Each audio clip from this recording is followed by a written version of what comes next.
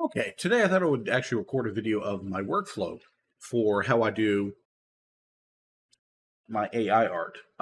We are doing the Inktober Elves, this is the 2020 version, but we're doing this in one of the Discords that I'm in. And yesterday was the 17th, which is the lantern here. I failed to do that. So we're going to do a elf with a lantern. Now, first thing we need to do is we need to roll to figure out which one. Oops, wrong button. We need to roll to figure out which elf we're going to get. And it looks like we rolled a 1, which is going to be a light elf. So we're going to make a light elf today. And I have a lot of different prompts that I have previously built. And let me get those up real quick.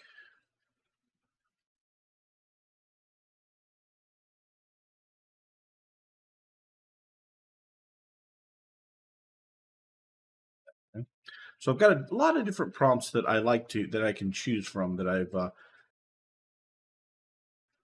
used as starting points. Now we obviously want to go through and change a bunch of these. I think we're going to use this one here. I like the what this one gets. So usually I'll start off with a prompt like this. And the first thing I'll do is get rid of the actual subject of the prompt because we're going to be using a totally different prompt. And I don't like the way Hearthstone does. So I'm going to get rid of that. But we're going to keep, basically, this is kind of the style I like to use. So deep focus, D&D and fantasy, this section here I will pull out if it doesn't need to be a fantasy. Intricate, elegant, highly detailed. These usually get you the more smooth and refined ones.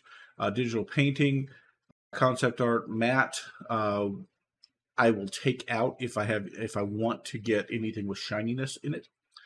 Obviously, because otherwise it's the opposite of matte. The rest of these things are just various artists that do things along the lines of what my vision is for it.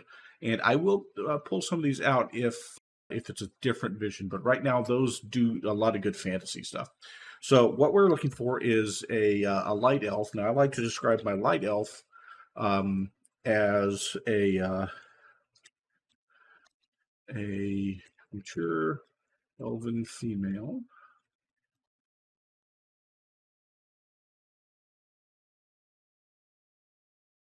Glowing hair. Stable Diffusion doesn't do glows very well, but using gold, telling it to glow usually puts like a halo-ish effect around it, which will probably be good. And the reason why those are in parentheses is I want to make sure that the first item that comes up in here is going to be used a lot, but I want to put heavy emphasis on those. Holding a lantern, and I think I want to be a glowing lantern. And we're going to bring our CFG scale. Now, this is how much the AI will follow your prompt. We're going to bring it down a little bit to start, just to see what the AI comes up with, given a lot of free reign for what it's doing. I use DDIM at 14 or so sampling steps for quick generation. And we're going to do batches of 3. You give me 10, so we'll get 30 images out of it. I do want it to restore faces. Now, here's one of the big things, especially when you're using the Stable Diffusion web GUI to remember, is that if you're going to use Stable Diffusion is trained on 512 by 512. So if you use anything bigger than that, it has a tendency to like double images up in it. So one of the things you can do, since I like to do a portrait style, so I use 512 by 768. Then use the high res fix. What this will do is it will initially make your image in a space that's less than 512 by 512 and then upscale it. So because of that, it will not think of it as so large that it needs to have multiple images in it. And then I also like to do this rescaling in latent space. It just feels like it moves a little faster. This is just completely up to whoever. It just doesn't make a big difference as far as I've been able to tell. So we're going to generate it, and we're going to let that build our images. What we can do is we can watch it, launch our sampling and all that.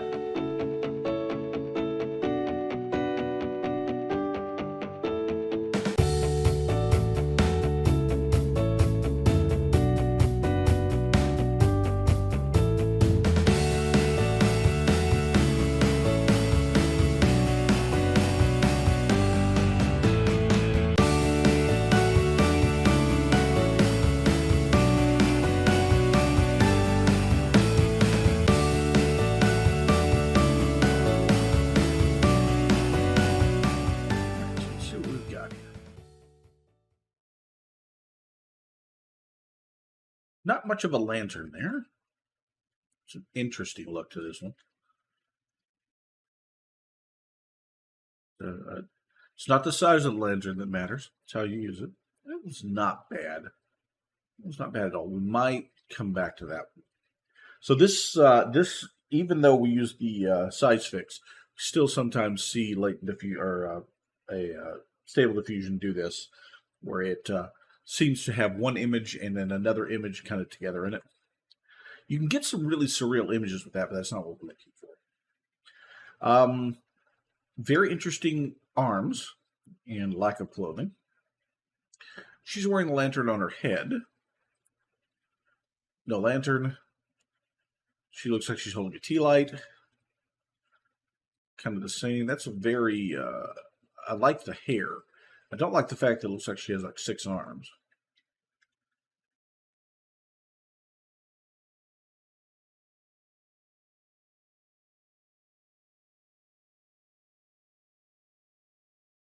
You get a lot of things in here that you're just not really going to be happy with. The key is to find that one image you want to start working with and then refining it from there. Yeah, we've got another multi-face. Now that one is, I like that. That's very intricate. That one's very interesting. I'm really leaning toward using that one.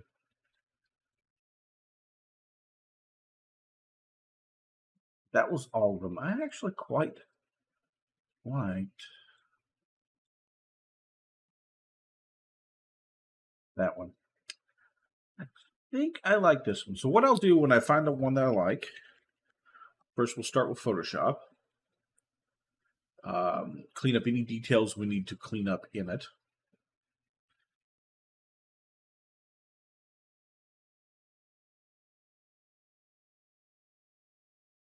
All I really did there was just right-clicked on the full view, copied it.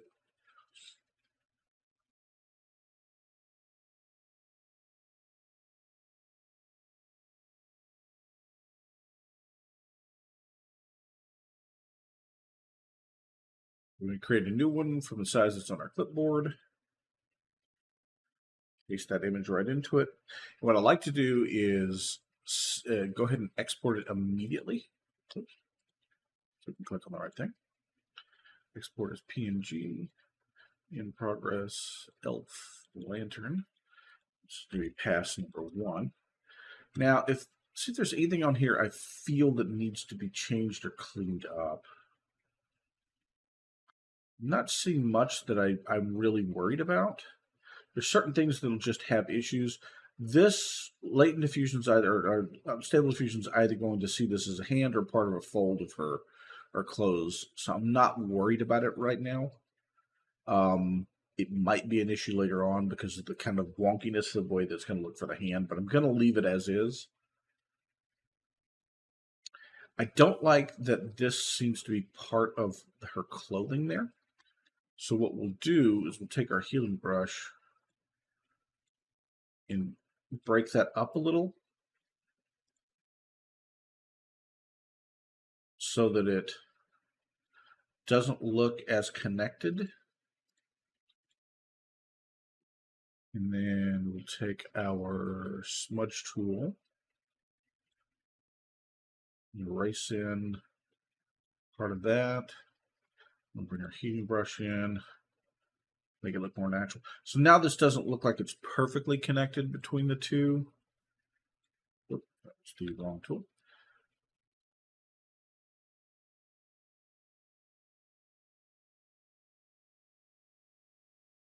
That'll prevent stable diffusion from kind of going with that as being part of it. There we go. So that's the only thing I could see in there that I would be worried about moving forward. So we'll go ahead and save it again.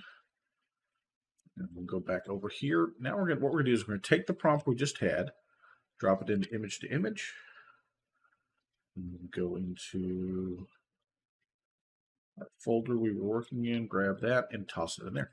So now we're going to work with this. I'm going to use Euler A at 30 steps. Remember to get the proper size, otherwise it will stretch it. We do want it to restore faces.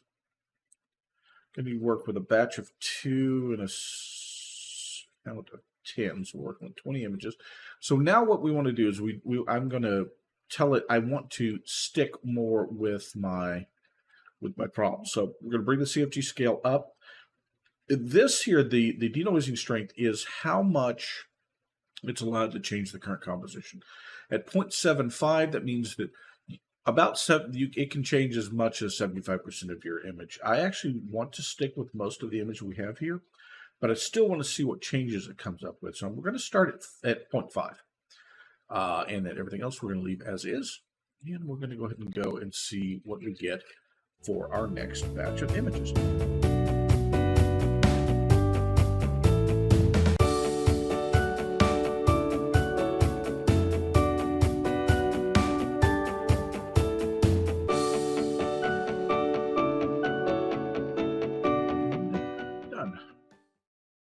Now we will create the grid view, which I almost never use, and give us all of our images, which we will look closer at. So as you can see, since I gave it a lot of leeway, one of the things it did was it completely changed our background. Her dress is totally different, although you'll notice here that it converted that piece over here, instead of looking like part of her clothes, it decided, I'm going to use that as an arm. It's a very interesting take on it. Looks like a lot of these are going to go that way. She's got a little bit of a derp face. I like the background though. I really do. We have that one's interesting. Looks like she's holding a vase though. It looks like it's part of her hand. Also, she's missing a top.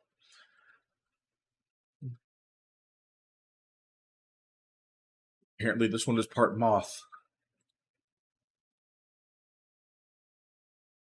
One of the biggest things that I'm looking for in here is things like this, like these hands, like incorrectly placed, those sort of things. Those are very difficult to fix as you move forward.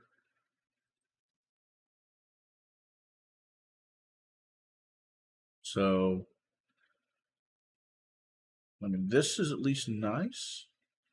Bit of a derp face on her, but that's not the worst thing I've ever seen. Although the other thing I like is it looks like her hair is holding the candle, or holding the lantern, which is interesting. See, like I said, sometimes it will interpret things in there as other faces and run with it. We have 3 arms here, so that's a very interesting elf. This one is like, behold my lamp, my lantern. Look at my lantern. My lantern's amazing. I like this image quite a bit. We have an artist signature down here from where it obviously came from another artist out there. Another big multi-face. That one, oh, if the hand wasn't as wonky as it was, I actually love the intricacy of this dress. Not as sold on the background as I have been on the others.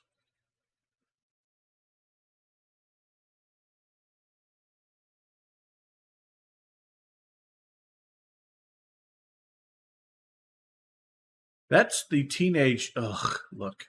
I do like a lot of the intricacies of this one. She also is topless though, so there's something we have to keep in mind as well.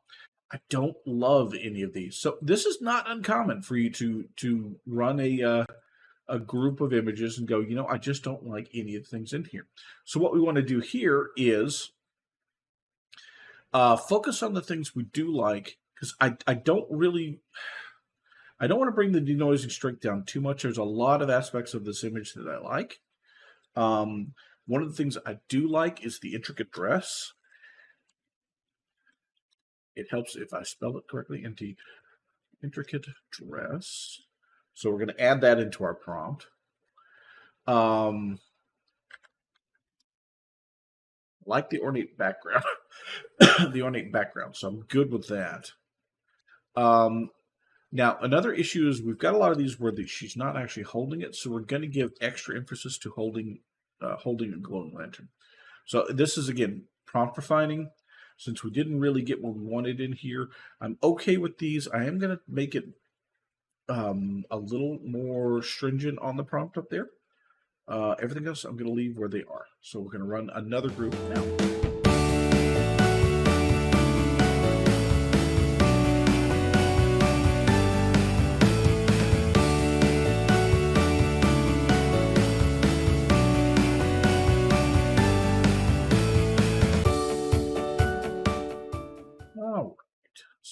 Go. Generate all these. Wait for it to refresh our images.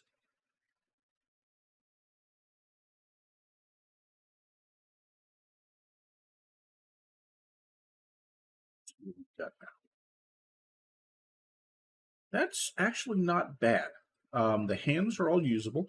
At least the fingers are hidden behind here, and she's kind of got a fist over there. At least those are very usable hands. The background, I liked the swirl of this, but this is not bad. And this dress is wonderful. I love that. I love the background on that. Those fingers aren't terrible. This is not the worst fingers I've ever seen.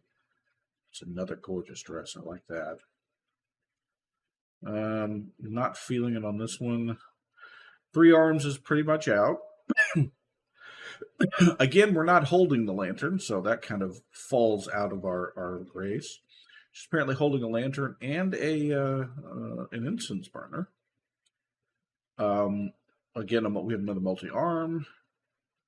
Those hands, the issues with those hands. Same with that one. I kind of wish the hands were better on this one because the background is nice, the dress is nice, and I love the little flowing bits down there. Not feeling it on that one. Again, we have another multi-arm. It's almost usable. Again, not holding it, so that's not really going to help. I'm not sure how she's holding it on that one. She's one of the most depth that. So maybe between these two.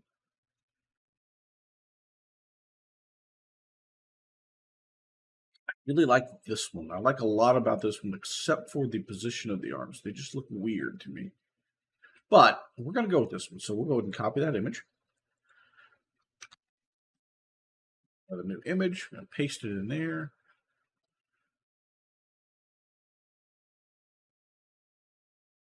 Anything in this that we want to change? I'm not seeing any glaring issues that I have with this. Not really. I don't see anything I really need to correct on this pass, so I'm not going to do any correction to that. All right, so second verse, same as the first. We're going to leave. I'm good with what I've got here. What we're going to do is we're going to really start refining this image. So we're going to switch. I bounce it between Euler A and DPM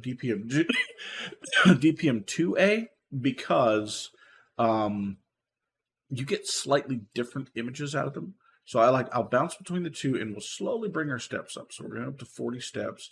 And I wanted to change it even less this time. So we're going to be 0.4. What we're doing is we're kind of dialing the image in.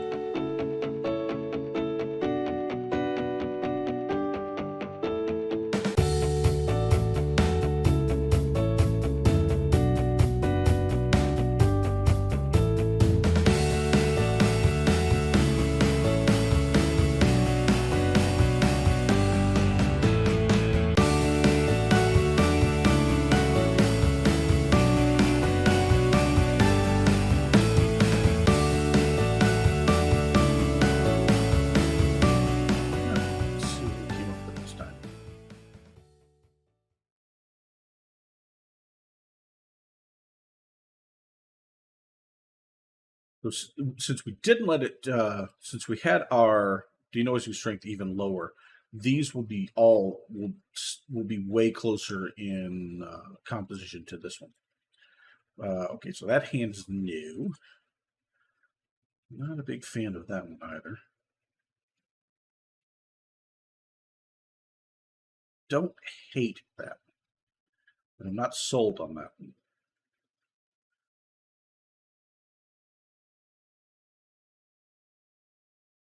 Levitating it, so that's great.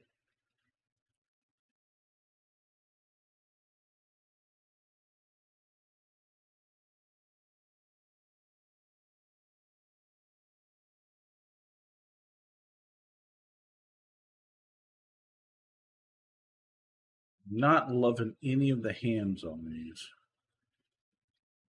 And That's my very first run through each one of these is the hands, because again, once you introduce really bad hands, it's hard to get them out of your composition in this.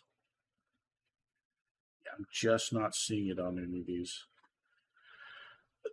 So we're going to run it again. We're going to switch back to Euler A. Same settings though. And I'm going to bring the batch size down a little bit just so we can go through it quicker. So we'll go 8 instead of 10.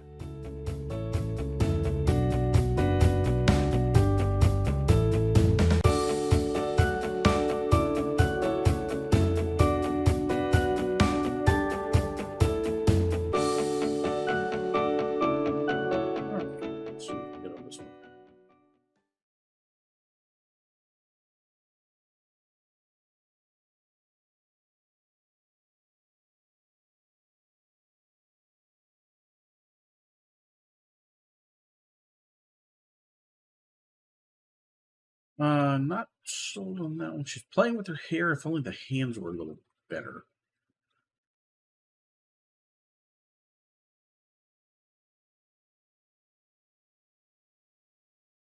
Another floating lantern. Sadly, these are the best looking hands we've had so far, but the lantern's floating instead of being held. Ah! Horrors from the deep fingers. Holding 2 lanterns and one in the background. That's too many lanterns. Otherwise, that's not terrible. That's not the worst I've ever seen.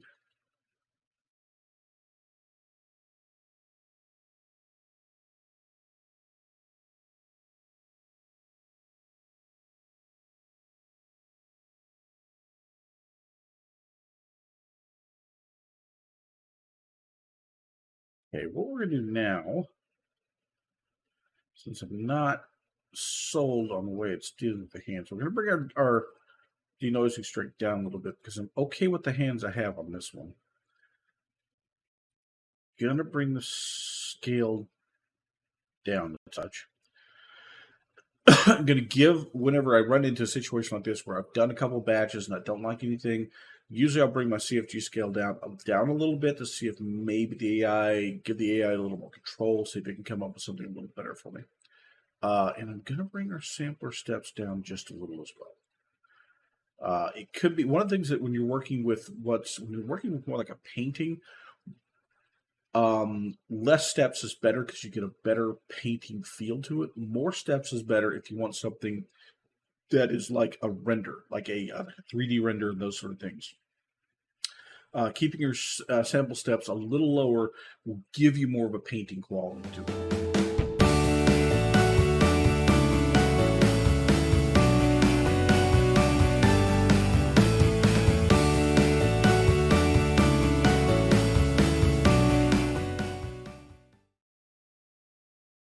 Interesting. So it looks like she's kind of holding a candle in her other hand. Completely lost the left arm there. We're going to claw there. That's one. I'm not sure what she's holding on that one. At least the hand is formed pretty decently.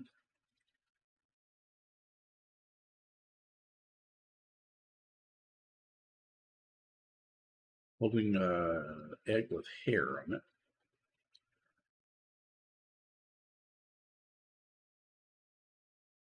Kind of interested in this one. I'm not sold on the facial structure there.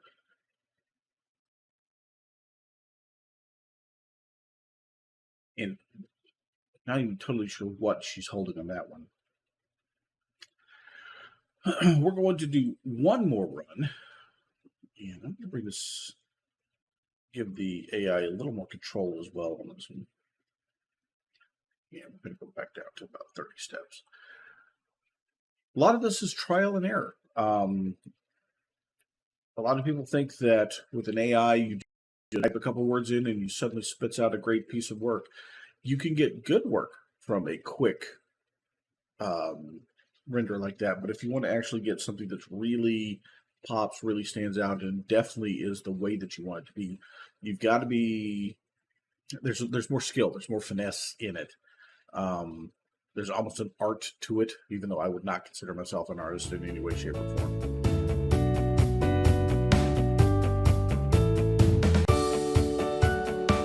But this time,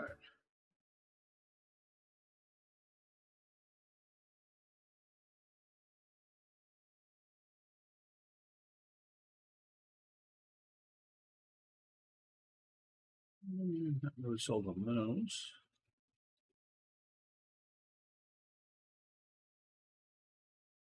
That facial shape on that one.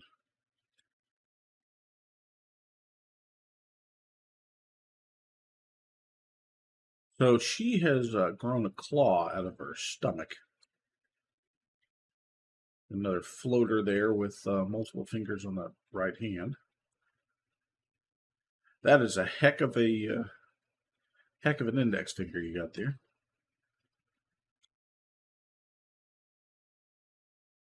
Keeps wanting to put another small lantern in that right hand there.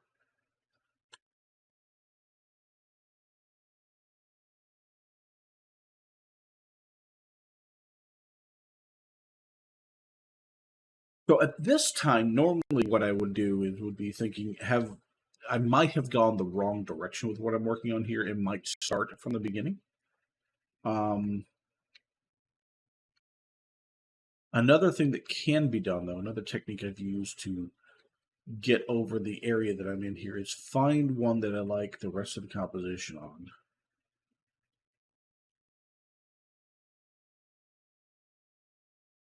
Sort of work with that one. You have to work with that one better. So I'm this hand here just ain't gonna work. But what we can do is we can bring it in here, take our blur tool here, kind of blur that up a bit so that basically erase the hand. But we still have an arm going here. So when we run again, it will try to build us a hand off of that. So what we're going to do is we're going to save this one as pass 3A because I may not go this route with this one, but we're going to see what happens. So we can drop that in there, clear those out. I'm going to bring our strength way up, and this we're going to drop just a bit more. Good with the rest of it. Okay, we'll see what it does with that. It should basically kind of reset that area of the picture and let the AI kind of, instead of trying to build off of the hand that was there, kind of build a brand new one. Sometimes this works. Sometimes it also goes really, really sideways.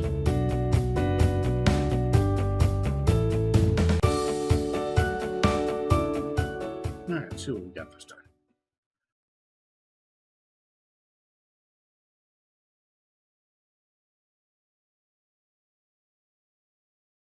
But as you see, it's completely reworked the hand now. That one has 1, 2, 3, 4, 5, 6, 7 fingers, so that's not all that great. This one actually moved the hand completely now. Looks like she's got somebody with a weird hand behind her grabbing her breast. That's not great. This one's still, it's like it gave up to try to build a hand there. So this is what I'm talking about. Sometimes you can get it to do this. As a matter of fact, this is lovely. I like this quite a bit. Like I said, it's still a little on the wonky side, but the shape is much better. That one is better too. So like I said, that's a little technique you can use to kind of get yourself out of a hole there, so to speak. I'm liking a lot of these others.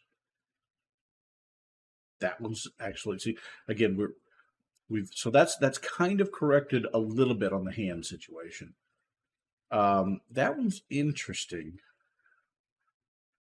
but I really think I like this. I like this one a lot for a lot of reasons. One, I love the skin tone in here. I love the fact that it's starting to bring some pinks in here, and this is it's gotten very ornate with the lantern. So I really like this a lot. So we're going to go ahead and definitely work off of this image here.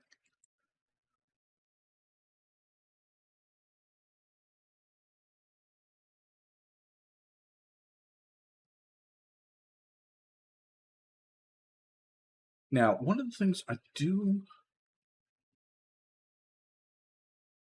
okay with that, the back eye back there just is it at the farther angle out there just almost makes her look like she's a little bit cross-eyed.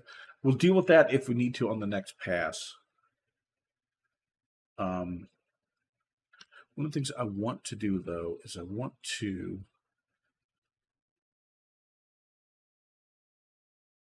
darken the bottom of this a little more.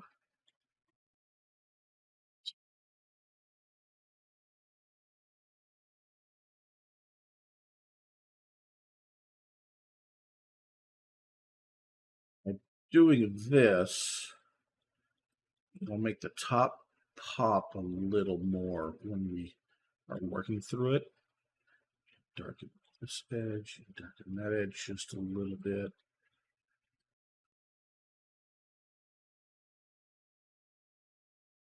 Yeah, that makes definitely brings the color out a bit better in my opinion. So we can go with that. Excellent. All right, so this is probably going to be our last round of work in the AI. Bring that in there. I'm good with where you're at. Good with all these. We'll bring that up a little more. And this one we're going to run at 0.2. So this one is just basically to see if it'll bring any of the finer details out anymore. This is almost ready. But I like to go one last little bit with only about 0.2 on the deionizing so that give it a chance to really put intricate details in.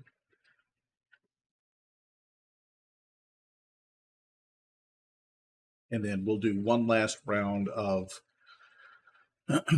any adjustments that need to be made in Photoshop, and then the last thing we'll do is we'll upscale it to get us a good, decent sized image, and we'll use the AI for that too.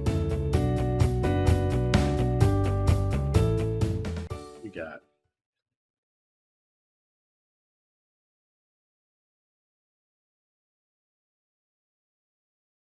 I love the look on the face. Unfortunately, the hand has gone wonk on us again.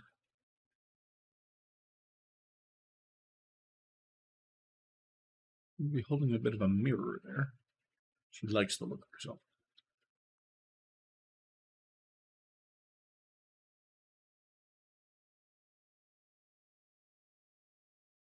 Getting a lot of things in here where it's thinking this is skin tone and is not actually dress, which is not great. I didn't like any of what came from that. So there is a time where you just don't want to work. You don't want to do any more to it.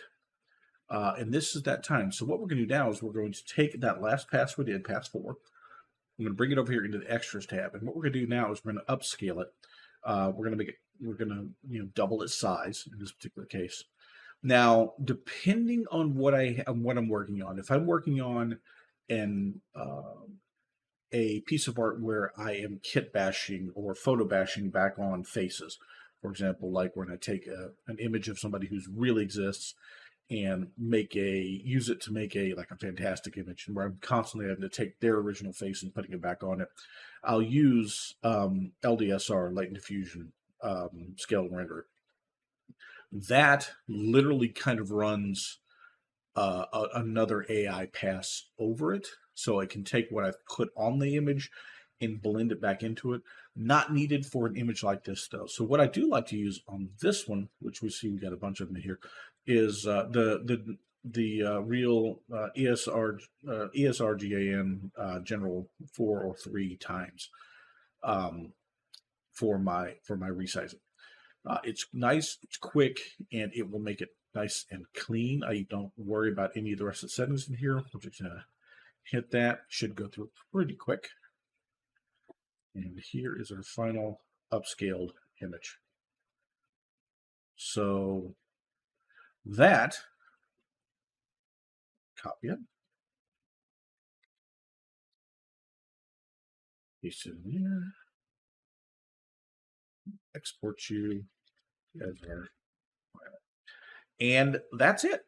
that is my process. That whole thing took me just under an hour. I might have even played with it a little bit more. I might have even restarted this, depending on the way things were going. I'm glad that I was able to at least fix the hand a little bit on that. But that gives you a glimpse into what I do to work as collaboratively with an AI to generate an image. Hopefully, it gave you some insight into some processes you could try. And if you liked it, if you felt this content is worth it, please give me a like and a subscribe. Thank you very much, and we'll see you next time.